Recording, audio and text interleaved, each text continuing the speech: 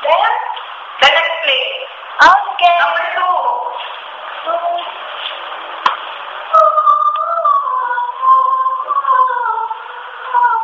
Okay. Hi, Ma. 1 over 5 equals. According to Ma, we have to copy the denominator 5.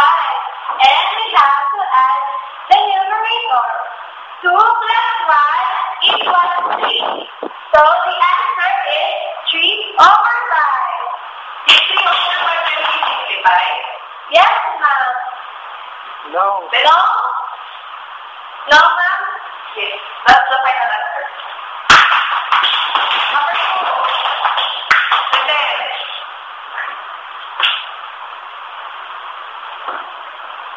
Go ahead.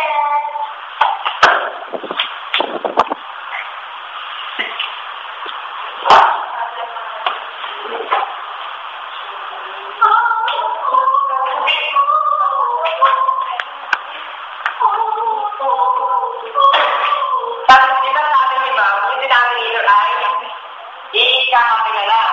Ay di 3. Then, i-add natin yung 1 plus 2 equals 3. Then, simplify is equal 1. Very good. Okay. Addition of dissimilar fraction, who will answer?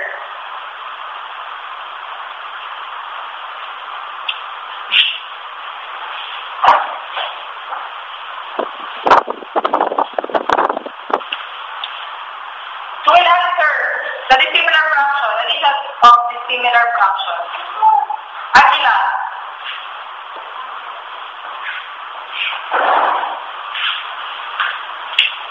All the cases, better words.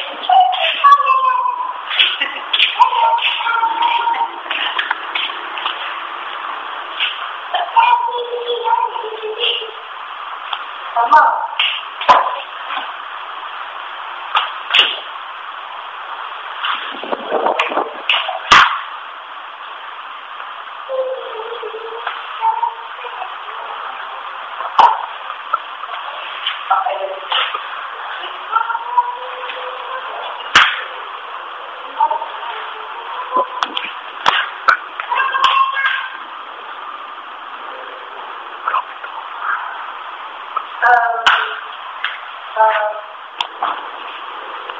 According to Ganda, in something similar fraction, we must first identify the LCD of the denominator.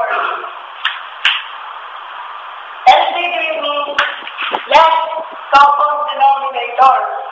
And how do we found it? For example, the 3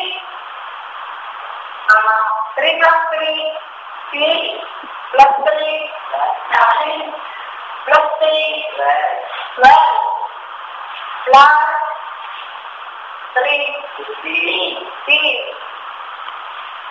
Then the second one is 9. 9 plus 9, 18. Plus 9 is 7. So, I think there have similar number, which is 9. So we can, our LCD is 9. Right?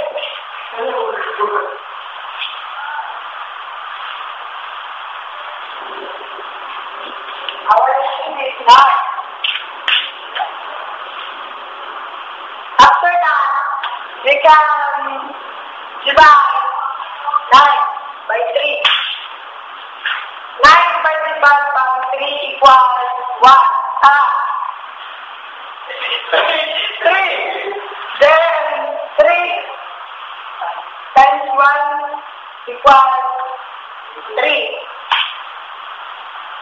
Then 9 divided by 9 equals 1. Times 2 equals 2. So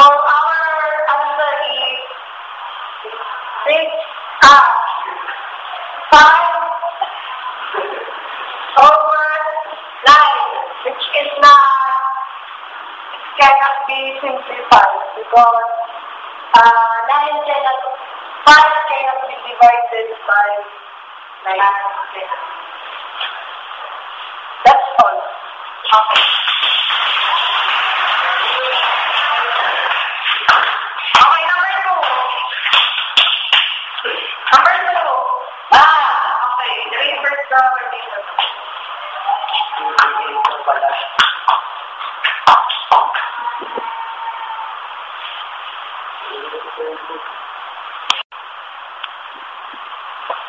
The property is 1p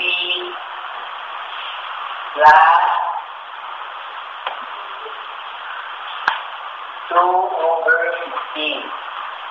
According to ma'am, we need to get the SPC. And the denominator is 5 and 16. 5 plus 5 is 10. Plus 5 was 15. Plus 5, 20.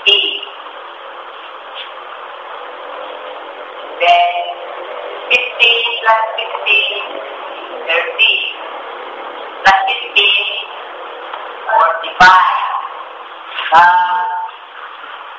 I think it is the digital CD because it's the same. Therefore, we can divide the two denominator by 16. 16 divided by 5, 3 multiplied by 1, 3 is 3. And 16 divided by 15, 2, 1. Multiplied by 2 equals 2. Therefore, the answer is 5 over 15. And it can be simplified by divided by 5. And then the answer is, okay, we can divide it by 5. It divides 5.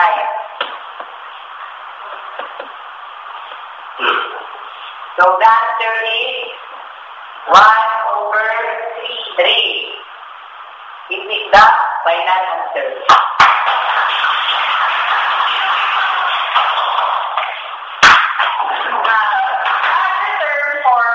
Simplifying it, just like that is lowest term. You will see lowest term, the final answer, which is 5 over 15. The lowest term is 1/3. Okay, get it? Now we will okay, class, tatandaan nyo lagi na kapag similar, parehas ang kanilang denominator. And to add this, just copy the denominator. Here's 5, then add the numerator, so 3. This is the final answer. Okay,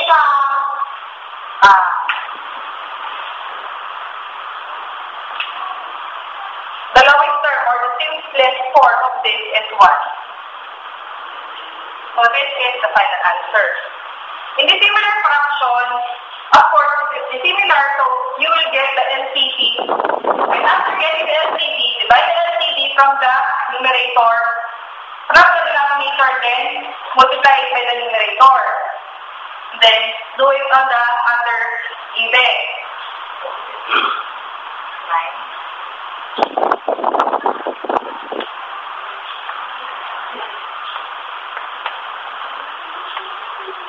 And this is the final answer.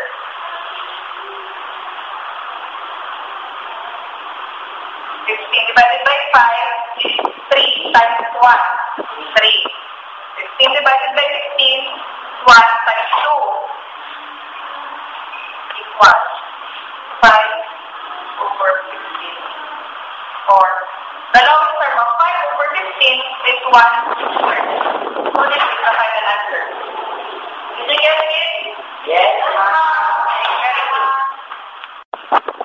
Okay, class dismissed.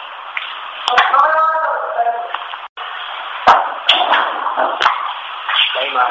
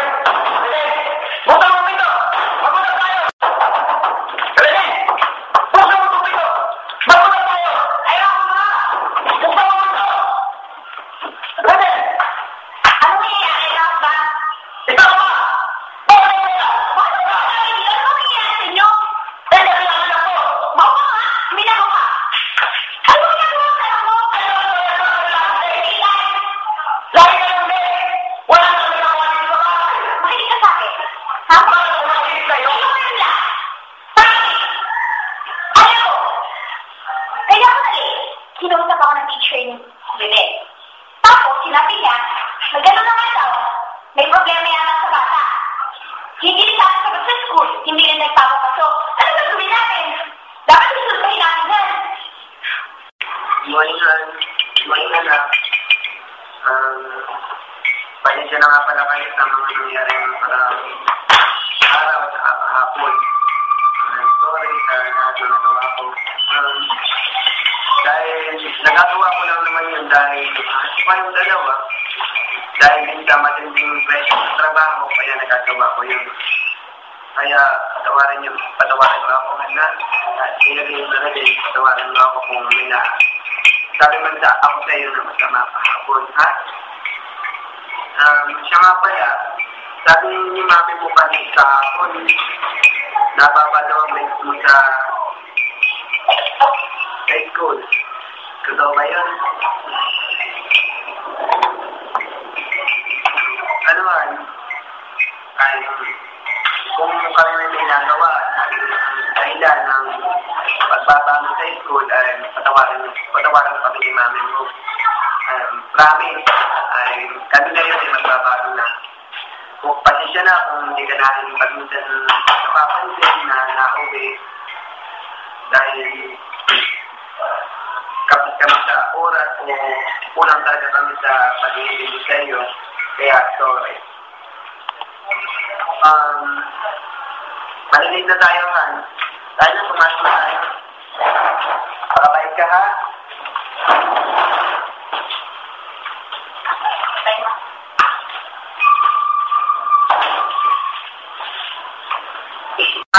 Dad, ano kayo? Injan, ha? Salamat.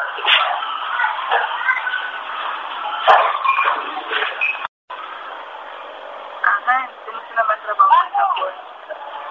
Ayos naman yan. Siya nga pala, good news. May bagong pinatutong sa akin si boss. Mataas na ang posisyon ko sa susunod na buwan. Naghihintay na lang na ipasa yung... Ano? Nandiyan ka na para balik ka may... Ano kayo? May isang daddy. Ano yun? Ako-promote na nga pala ako sa susunod naman sa trabaho. Wow! Si bossing Alin na. Siya nga pala, balita ko ano naman pangalan ng kaibigan mo? Sir din po. Yun, balita ko daw, nababa daw ang grades niya. Oo nga po kasi nag-away lagi yung kanyang parent. Kaya yun, siguro naapektuhan siya. Ganun ba? Kilala mo ba yung... Ano talaga na-apekto mo pa? Magulong pamilya? Buti na lang tayo, lagi tayong sama-sama. Kaya po salamat salamat pa dahil hindi kayo nag-aaway at patuloy niyo ang minamahal. Salamat. Salamat. Ngayon, mga kaibigan, mga kaklase,